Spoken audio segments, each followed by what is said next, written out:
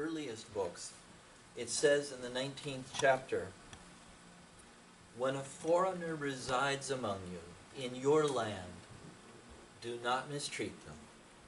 The foreigner residing among you must be treated as your native born. Love them as yourself. For you were foreigners in Egypt, and I am the Lord your God." All through Leviticus, that is a refrain, like the chorus of a song. God will give a command and then close it with, "I am the Lord your God. You shall be holy because I am holy." And then, of course, we know how in the New Testament so many things were said by Jesus and by Paul as the disciples went out and received first the Samaritans into the church and then the Gentiles into the church, to say, hey, it may have been the case in the past that God tried to separate out the Israelites so he could give them the law and teach them what kind of people he wanted them to be. But that was in order that they might have their character as people formed by God, in order that they might be a seed and a source of blessing, to spread that among all the peoples of the earth. And this, when the disciples and the apostles went out to the Gentiles and the Samaritans and the Jews who were scattered among the peoples, this was the fulfilling of that now there should no longer be such divisions.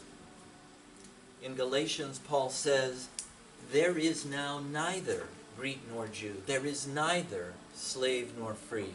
There is neither male nor female. For all of us are one in Jesus Christ." And John, trying to reach into the heart of those of us who harbor little bits of these attitudes, and reach into our understanding of those who have these attitudes badly. John says in his first letter, "But anyone who hates his brother is in the darkness and walks in the darkness and does not know where he is going, because the darkness has blinded his eyes."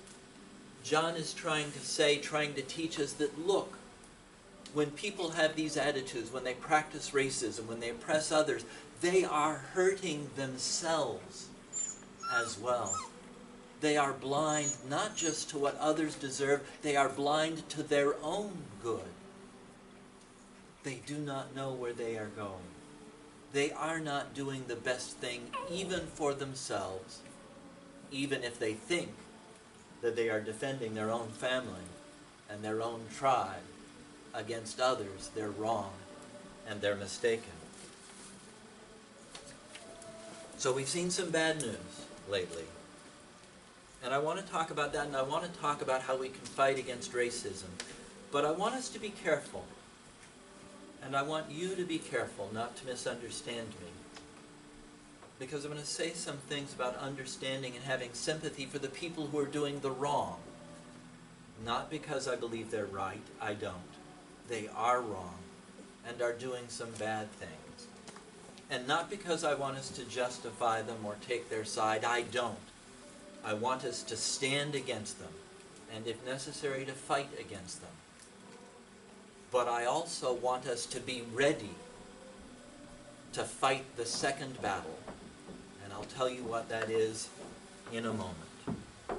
But to start with, we must fight what we see now, and we must oppose it, and we must stand against it. And I use the word stand advisedly and carefully, because fighting against us shouldn't mean, among us, who are commanded to love even our enemies, literal fighting.